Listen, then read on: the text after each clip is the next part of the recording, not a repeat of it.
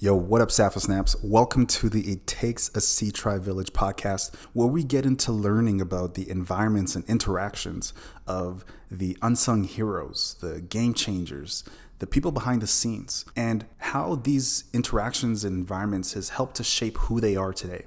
Today on the podcast, we're delighted to host and interview Dani from the Edmonton Regional Innovation Network, also known as ERIN. Now, Dani is just one of those folks that you really feel their presence before you even understand what they're doing or who they are. We'll get to learn what ERIN is and why every individual with an idea or an entrepreneurial venture should be tapping into their services. Now, a little bit about Dani's background. She uprooted and moved from Jamaica to Canada for a better life for her child. And despite having a very successful career and foundation back home, she's had the pleasure to work with the Bureau of Gender Affairs in Jamaica and as a senior policy analyst for the Office of the Prime Minister and Cabinet Office. What I really enjoyed about this conversation is that you can tell that Dani is just somebody that does not take no for an answer. She's also someone who's not scared to call things out if they're not working. She cares a lot about the little guy and gal, and she strives for true equity, and not equity that's in favor of one group or another. We'll get into what exactly that means in the podcast. And most importantly, she herself takes feedback and welcomes the idea of iterating quickly on it. What I hope you take away from this interview is that it's okay to admit one's mistakes as long as you're willing to fix them. To kick off the podcast, Dani is very open about her upbringing and how she needed to course correct by acknowledging her situation and through the help of her family members to help her change and thrive. The second takeaway is that perseverance and chasing a greater purpose that's just bigger than oneself can lead to incredible things that may not be so apparent from the get-go. As mentioned earlier, Dani sacrificed a lot when she decided to relocate her family, and she did it not for her, but for the betterment of others close to her. She didn't become a victim of the situation, however.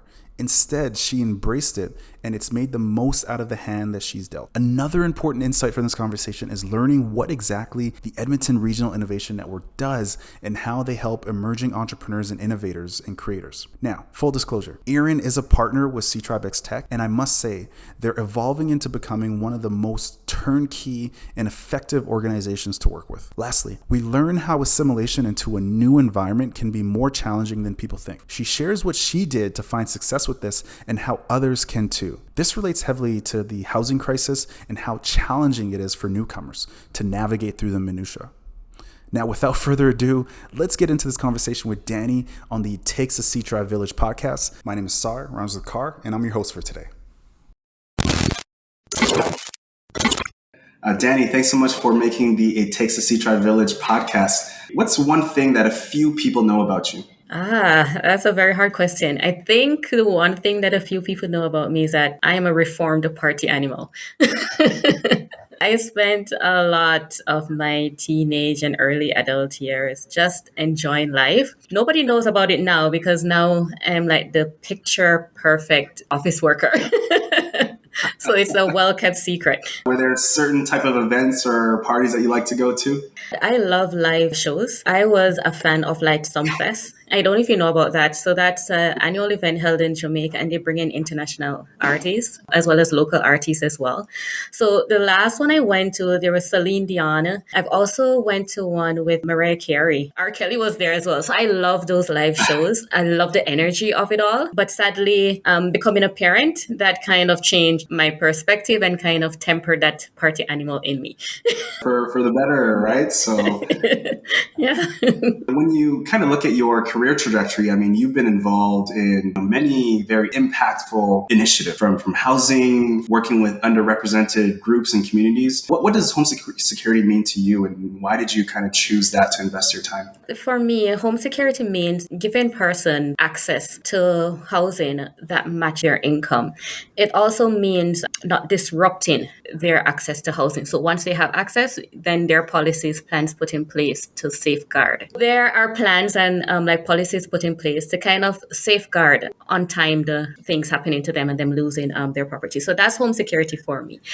So the thing with why I got so involved with this matter is based on experience. And that's how most of our lives are. We tend to focus on things that we have personally experienced, that things that have maybe shape who we are. So coming to Canada, housing was a big factor, especially when you're new to a city and you don't have maybe family network to help you navigate like where to go, how to find property that fits into your income as a newcomer. So I went through a lot of stages of finding appropriate house. I had to go the long route of connecting with the community. I went through the route of church because that's often where you often receive that helping hand and that guidance. So that's the route I went, and that helped me to tap into the market. But then the problem arose even further when I was more settled into Canada, and then the housing search. I went out and I was like, okay, now I'm ready to buy a property. That was really eye-opening. You find that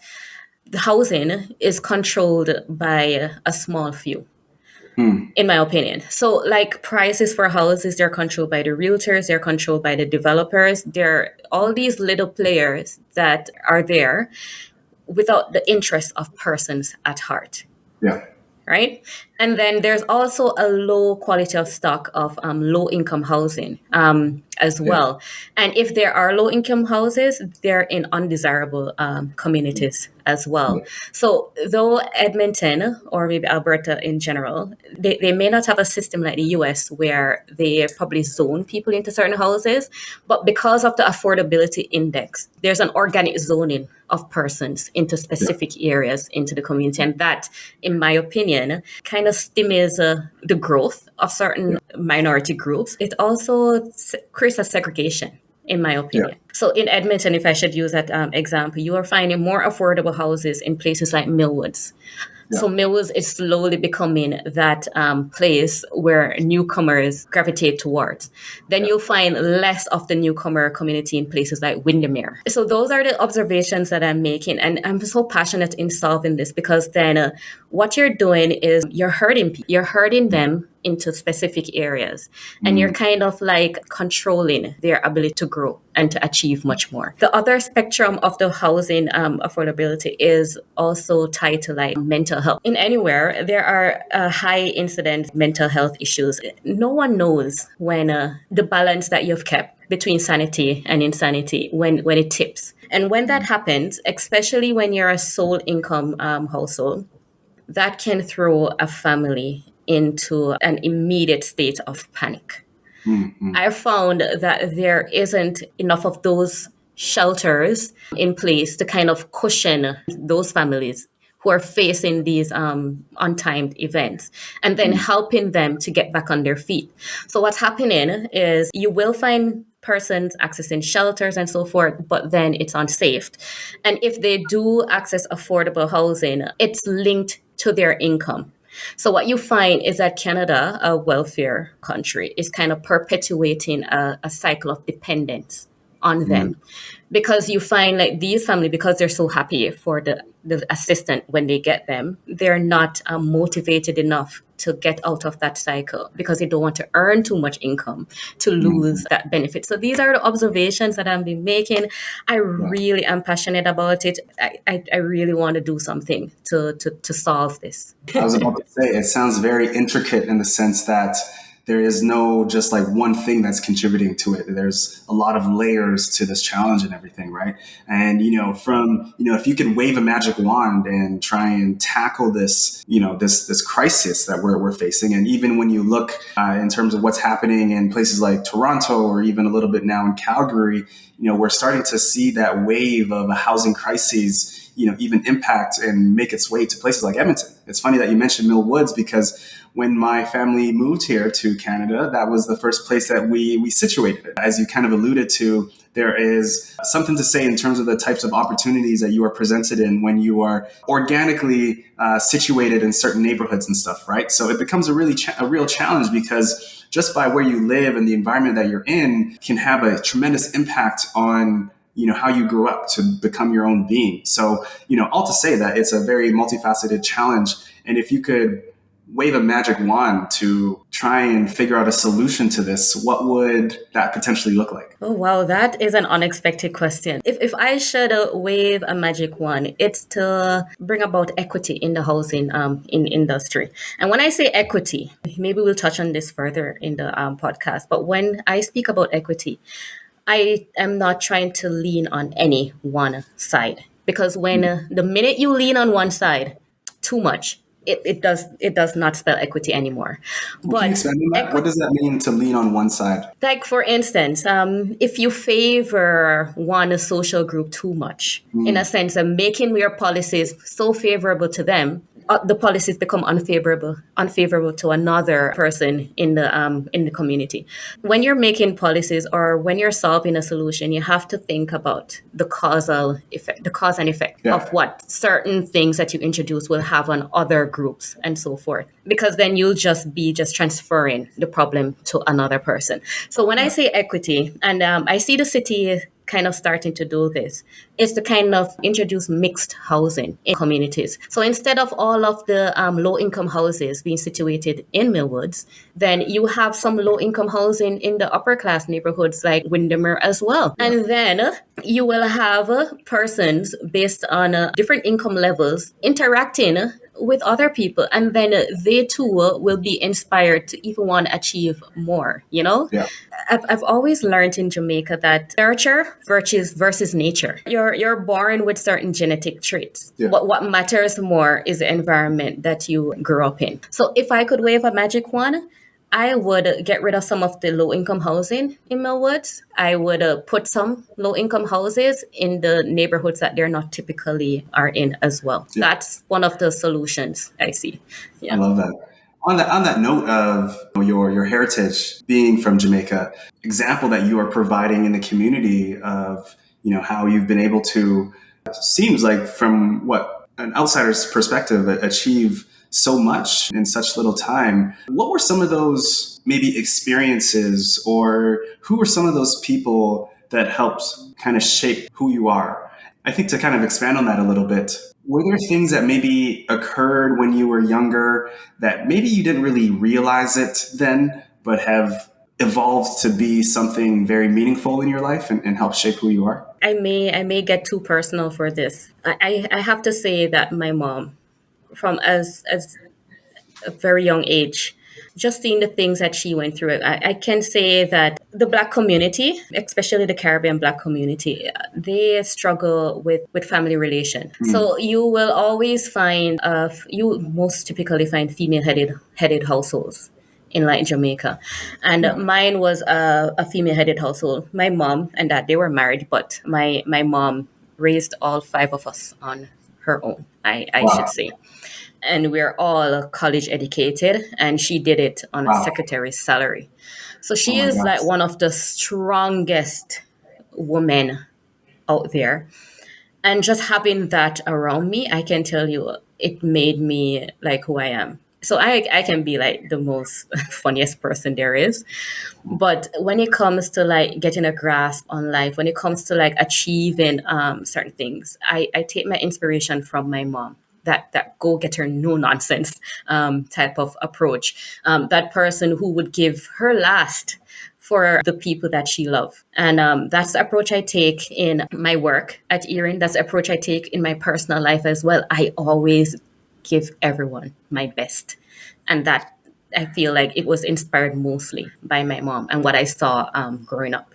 And I'm sure she would be proud of who you are. Were there certain instances that you can maybe point to, or certain things that occurred that really kind of left an imprint on you, and maybe changed the direction or trajectory of your life, or things that your mom did to encourage you to choose a good path in life? So one of the things that my mom did, like when I was going to college, I lived pretty close to the university, and my mom made me live on campus. And I think that reason was that she wanted me to be fully immersed the whole university experience to be able to choose the direction that I wanted to be in.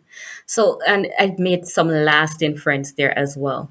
There were points where, because I am a reformed party animal, I told you that. I am no saint. So there were points where I deviated from the path that my mom wanted me to take. There are times where my priorities were not straight, but she was always there to like pull me, like rein me back in. And I also had a brother who, because of his age, like he took that father figure role in my life as well. So he staged an intervention. I was in my second year of university, and my brother staged an intervention. Wow. And my brother cried. He cried. That's how bad I was. I told you, I was really bad. I'm not joking. So my brother, and he's this person, I've never seen him cry before. Like, he's just a tough person.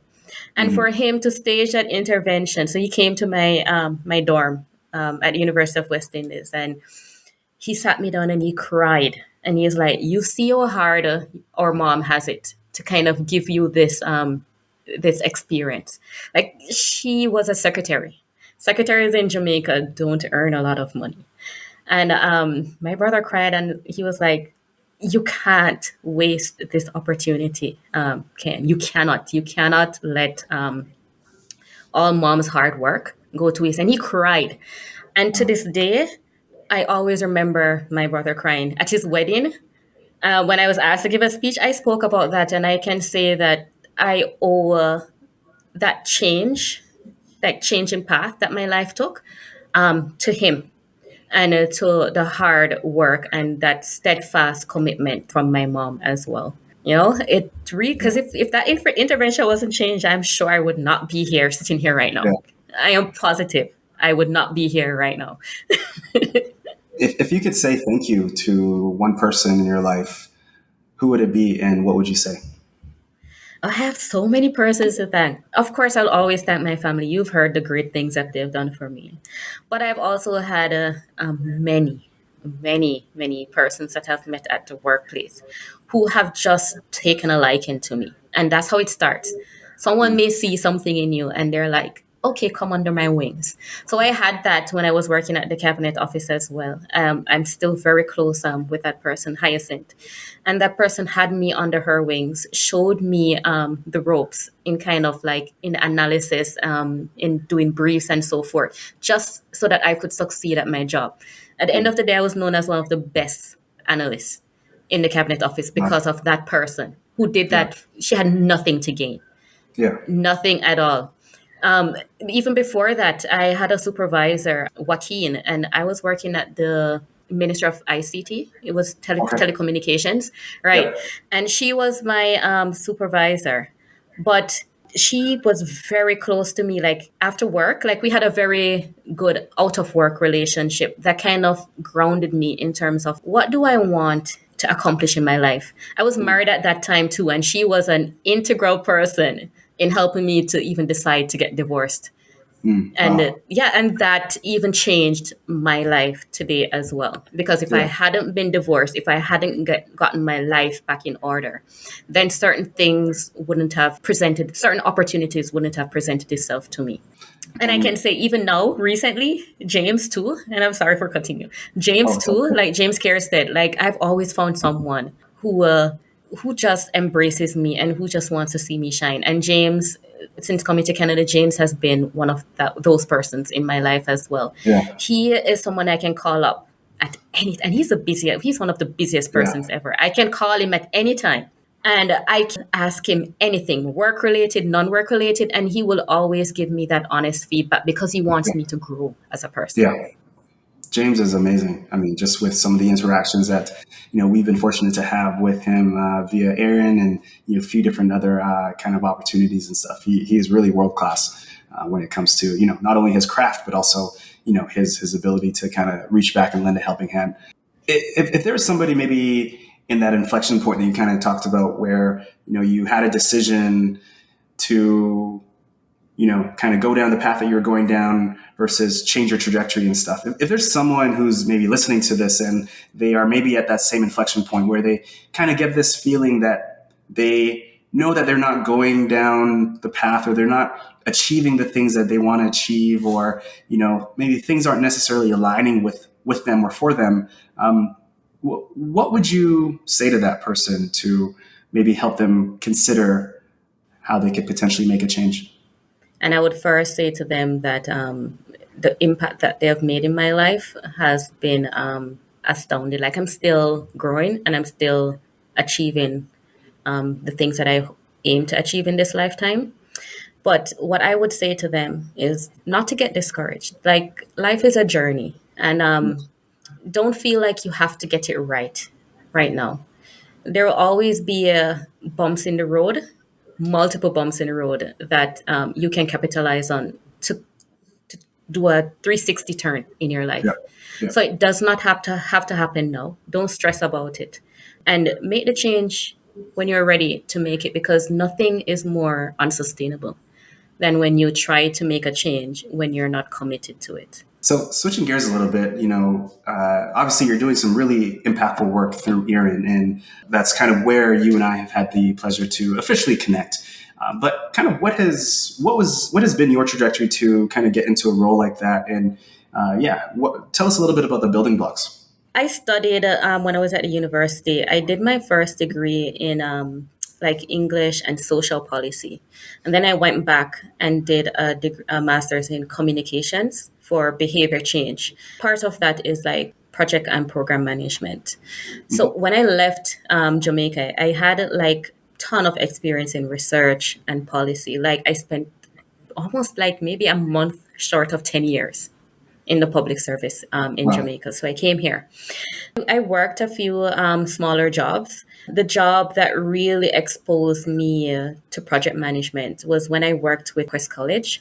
I managed the Family Caregiver Wellness Initiative program.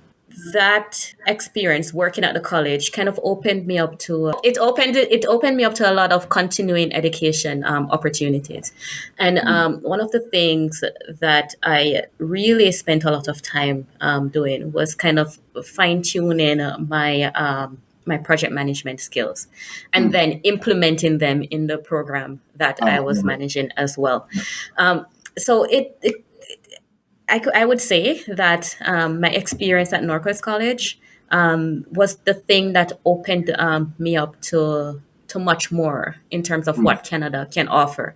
I was always trying to get back into the field of policy and research. I was always, from coming to Canada, I was always doing that. But when I worked for Northwest College, I realized that it's much bigger than that. Like, I can do much more than just that. And then while I was at Northwest College, I was also studying at McEwen University. Oh, wow. And I was also, a single full-time mom. So, my goodness. Yeah, so I realized at that point that I'm a person who can effectively manage a lot.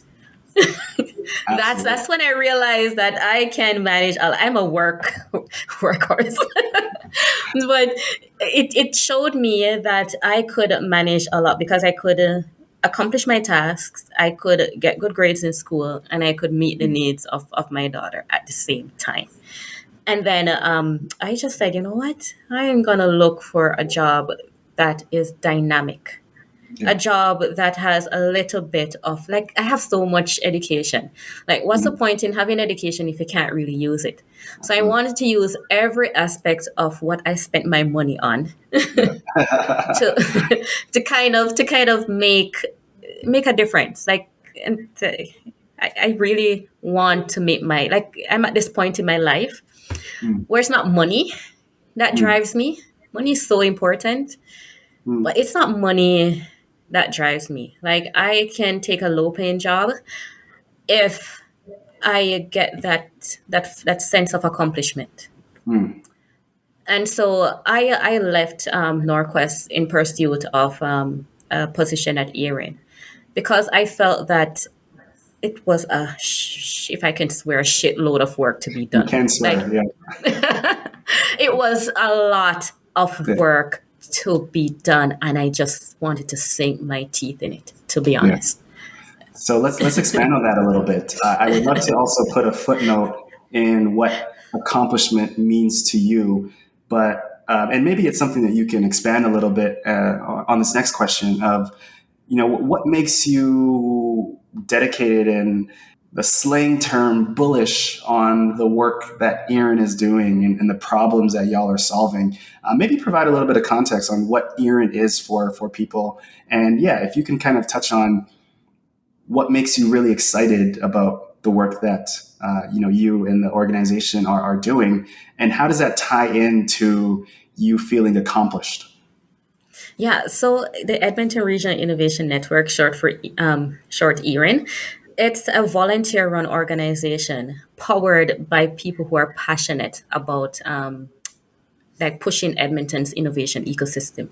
They want to see entrepreneurs grow. They want to see businesses form. They want to see people hired. They want to put Edmonton on the map. That's the sole purpose of ERIN. And ERIN was created by the Alberta Innovates. So Alberta Innovates is like the brainchild of the Regional Innovation Network. And they created that because they recognize that each region is different. And they look at things on a provincial level. But they needed that closer interaction within the region so that they can effectively activate each region and get each region popping and leverage on their strength as well.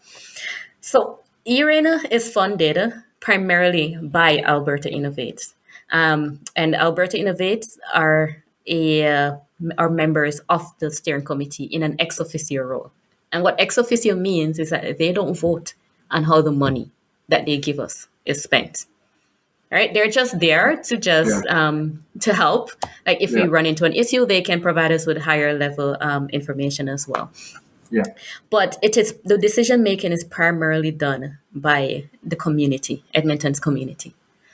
And I can tell you that having an organization that does not particularly have a foot in the race, they're just primarily there to kind of look at the gaps, to kind of fund what needs to be funded, or even to take a step back and look at what is being funded and see if it works for the ecosystem. That is gold to me. It's absolute gold to me. Because when you don't have a foot in the race, you're more likely to make decisions that are beneficial to the mass. Yeah. So what I've done is leverage that great underlying, building block of what ERIN is for the people, by the people. And that inspires me to kind of work on the changes that you're seeing right now in Edmonton's ecosystem. So we've had our problems. I've heard so many stories about the money being managed by a select few, only a few people having access to it. Not in my house. Yeah. That cannot happen in my house. And that was the first thing I have set out to change, is to make ERIN more accessible, to make even the decision-making process very open, so that there's no question about, we're just filtering money one place. No. Yeah. That's my thing. And I spoke about it before about equity. Equity is not serving one set of players. Equity is about touching people differently, but in a way that levels the playing field. Mm-hmm.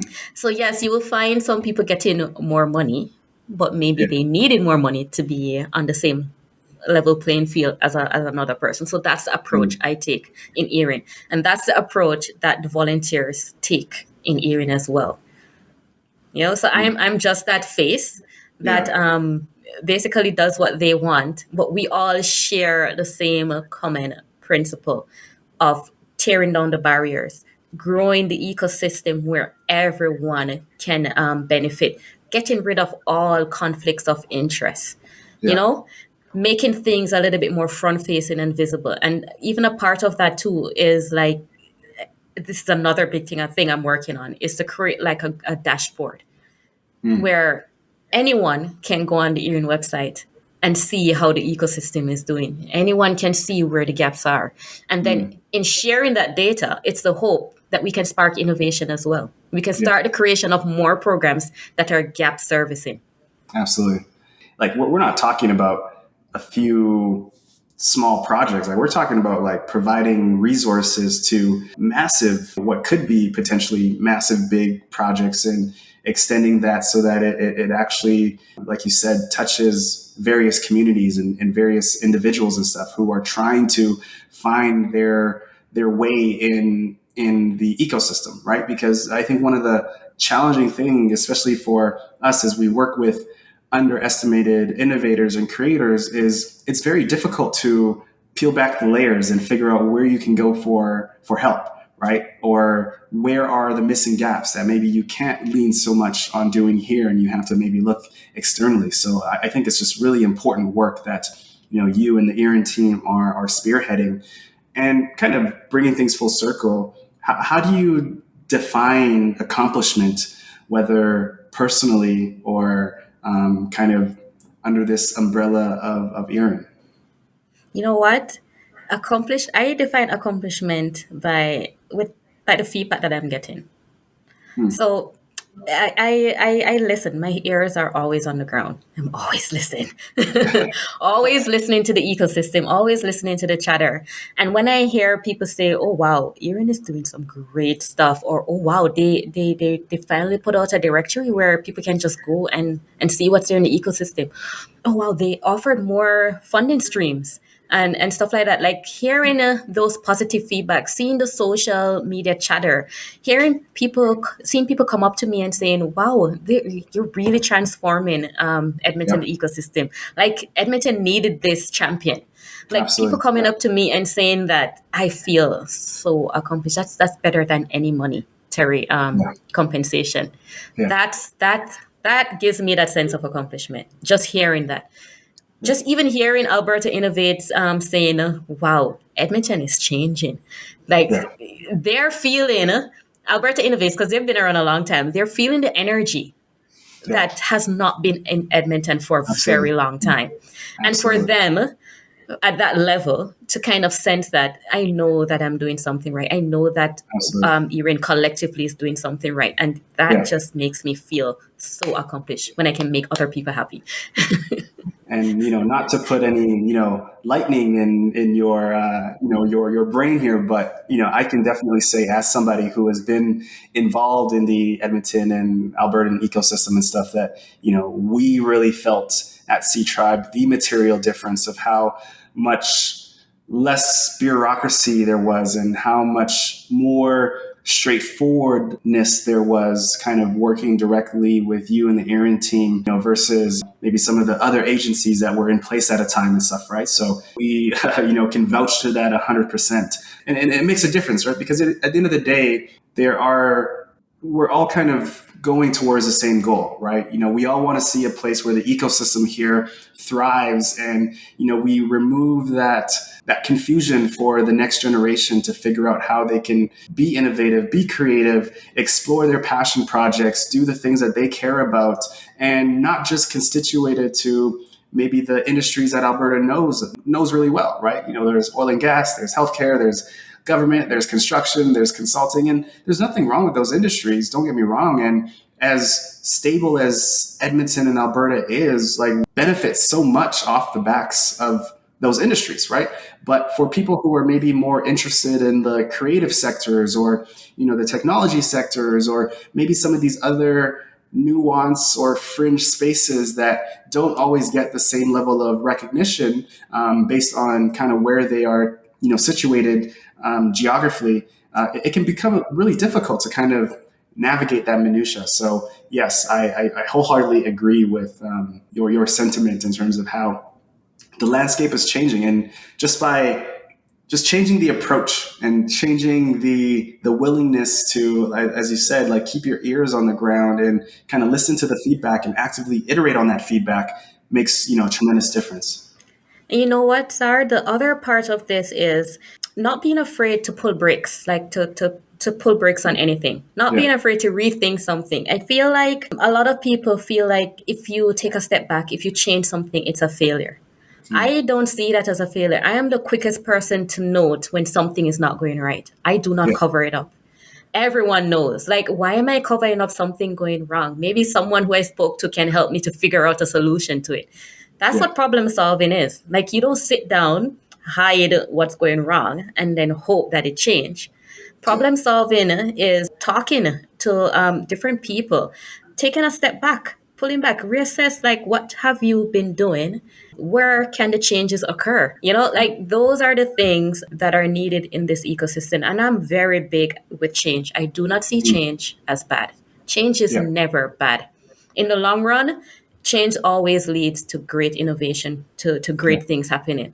And that's what I'm doing here with ERIN. I'm leaning into change. I'm changing Edmonton's narrative. And do you think some of that kind of sentiment aligns with kind of your own personal growth trajectory and how, you were able to take a step back from the type of kind of lifestyle that you had and, apply change? And it's kind of that saying where you take one step back to take two steps forward. Like, do you think that there's a little bit of a correlation there in terms of your own personal experience and how that applies? Wholeheartedly. I cannot tell you how many times I have stopped, looked at where I am, and just totally reassessed and kind of changed my trajectory.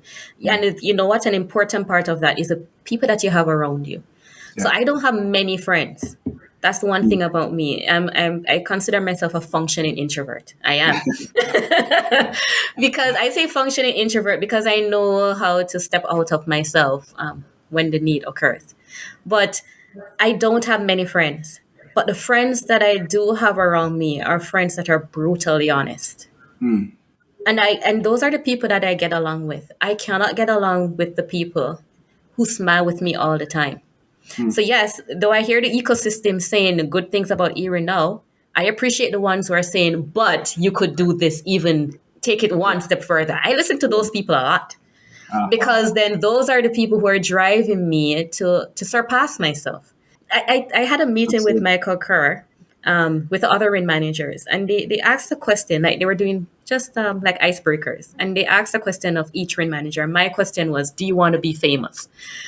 And I was like, oh, yes, I want to be famous, but not like Hollywood famous. I want to be famous for making a drastic change, for doing something that is so long lasting, so beneficial that it lasts even when I'm far away. That's the Absolutely. type of fame I'm chasing. Yeah. I love that. I love that. Well, hopefully, this video podcast is one little nugget along that journey of Danny's fame, climb to fame here. Danny, talk a little bit about like the programs that ERIN offers. Like, obviously, there's really important work that ERIN is doing, but yeah, expand a little bit more concretely what those programs are and how people who are potentially listening in can inquire or take part. Yeah, so ERIN basically funds programs that matches the different levels that an entrepreneur may be on. So you have programs for the beginner entrepreneur who are just maybe thinking about an idea, who wants to probably develop it. So we have our stream of startup programs that they can jump into that can help them to flesh that out, build their business plan, help them to start their validation journey as well, and to help them set up something more concrete. There's also the expert on demand program, and that's for a little bit more established entrepreneur who is looking to either improve their market access, who is looking to specifically solve a challenge that they're facing that may be impacting the growth of their business. It could be like helping them broaden their sales funnel, could be helping them like maybe change their marketing strategy and so forth. So what that program does is pairs them with expert within those respective industry, and ERIN pays the salary of those experts for a set number of hours to help them to accomplish that as well. There's also the post-secondary institution alignment with the entrepreneurs in residence.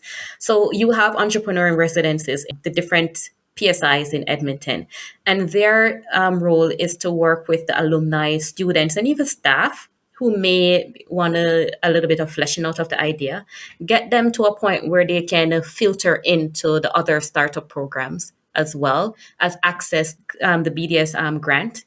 That BDS grant is specifically for the PSIs, like entrepreneurs out within the PSIs to kind of expand on their business in the same way the expert demand is designed. It's designed in the same way. It's just called something different because it serves a different part of the population. Separate and apart from that, we have our membership base. I think right now we have like maybe 140 something members in ERIN, and a bunch of those are service providers within Edmonton as well. Like for instance, you have Isaac. So what we do is sometimes we get entrepreneurs coming to us and they're like, okay, I need X, Y, and Z. If we don't have a program that can meet their needs, we refer them out to one of our members. So there's always somebody jumping in and can help. Yeah.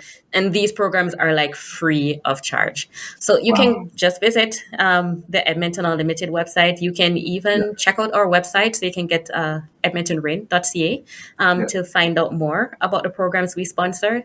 But these programs too are always changing and expanding. So keep an eye out on our website because more is to come. And based on something that you've gone through that's been hard in your life, would you go through it again, and why? Yes, I would. So something that has been hard for me was packing up and coming to Canada. That was really hard because I had a very established career in Jamaica. But circumstances didn't give me a choice to relocate. And I did it for my daughter who was born in Canada. So I relocated for her. And it was a very hard journey. I can tell you, and you probably know, maybe you can hear from friends that newcomers have it hard. So hard that even there's just newcomers really have it hard. Yeah. Because a lot of them faced with unemployment, they have to create their own companies, like just to survive. So to make that, to kind of really touch into Canada's market, it was really hard for me.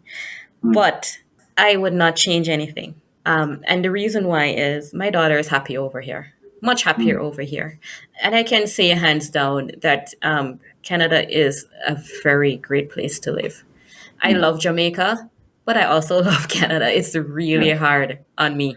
And I would also say that I have that grit. I never give up. And I think my experience in Canada sharpened or strengthened that resolve that I have. I never give up. If I see a roadblock, I find a way to either jump over it or find another route. I just don't stop. I just keep going. And what are some of the misconceptions that maybe people have when it comes to that journey of, packing up your bags in Jamaica and coming to Canada? Oh my gosh. The misconception is that, like you have New York is known as the Big Apple, the land of dreams and opportunity.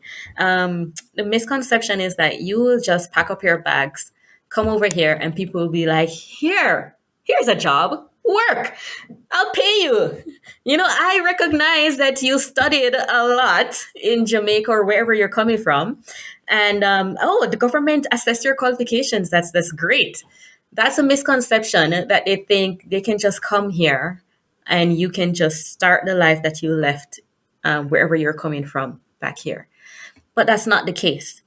There is something called culture. And I know people always think it's a barrier about when people use that culture thing to you, but it's really important.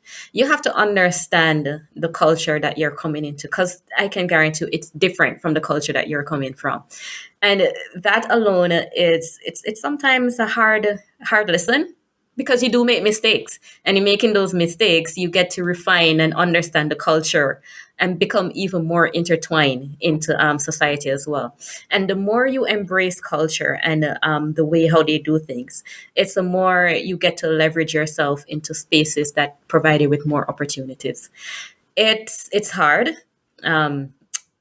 It's not easy. Get over the misconception that it's easy. Get over the misconception that there is no learning curve. There's a high learning curve. Get over the misconception that someone owes you something. No one owes you anything here. Absolutely. And if there's one tip, kind of building off of what you just shared, or you can feel free to take it in a different direction, but if there's one tip or one nugget of insight that you can give to somebody who is thinking about making that leap into, coming to Canada wherever they are. It could be from Jamaica, it could be from wherever. What is that one thing you would recommend for them? Oh my gosh, I didn't do it this way because I came to a place where I had no family and I had to do it the hard way.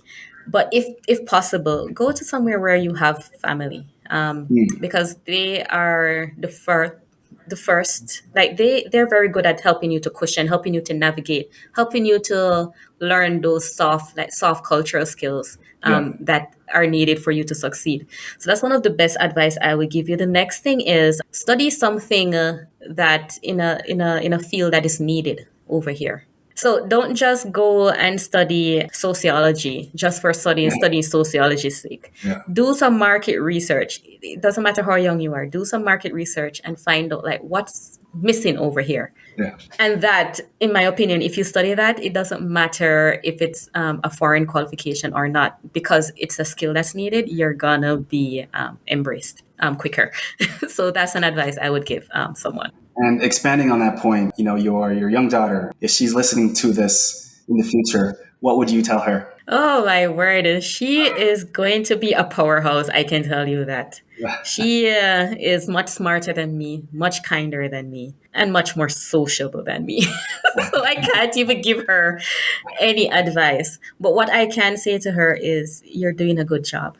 And I will say to you, keep it up, steadfast. I know it's important to have fun, but find that happy balance in life and never do anything that you will regret. Last question I have before the rapid fire.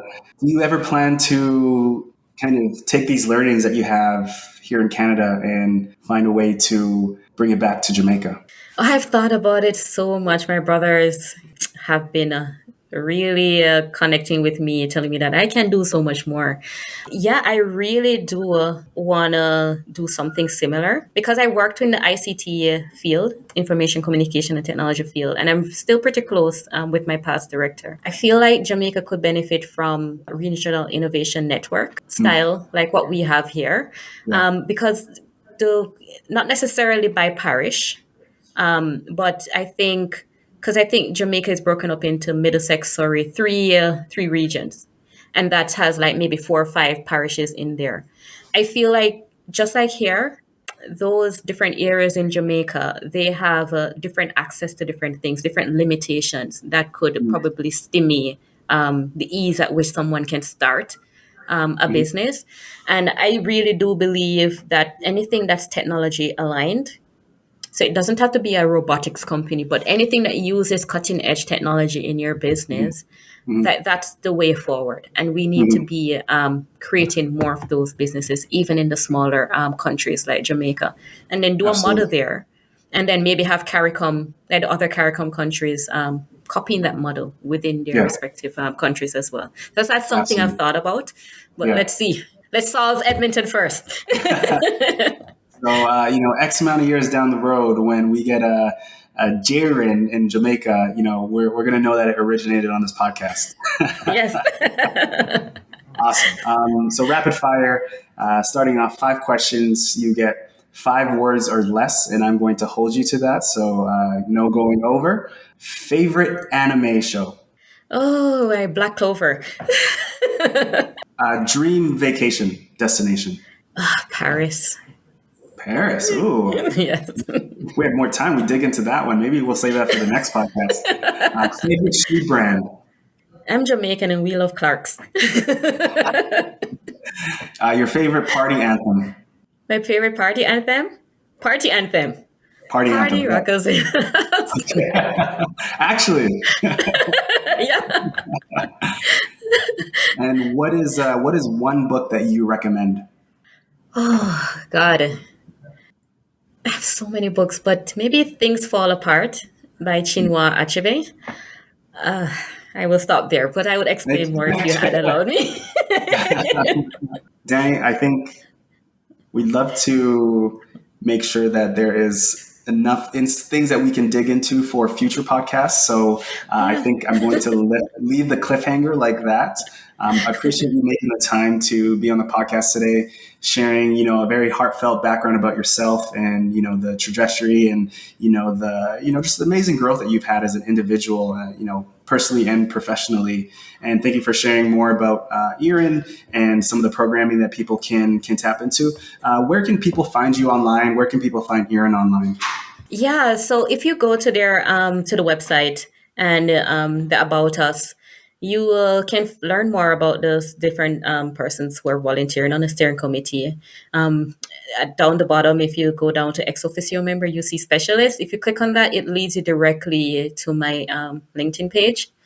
That's the first step in connecting with me. You can also reach out to me at info@edmontonrin.ca.